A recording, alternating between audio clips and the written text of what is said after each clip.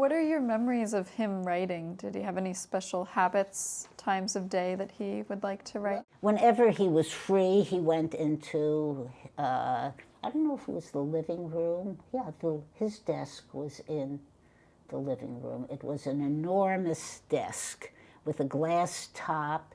Under it, he had a picture. He slid under the glass a picture of Avrom Reisen, and there was another writer too, and of course Perry after he died.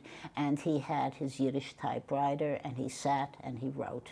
I know that we spent a summer on a farm in New Jersey that was run by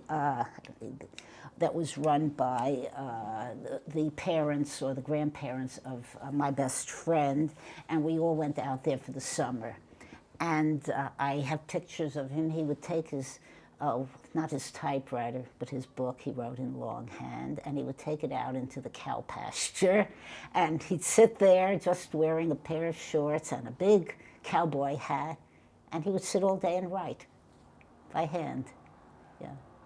I remember that farm because it was fun for me because I early on developed a love of nature, and I would just wander off there and you know, sit by the brook and you know, just enjoy being outdoors. But you know, he would sit in that cow pasture all day and write. And I remember that place, they had an outside shower.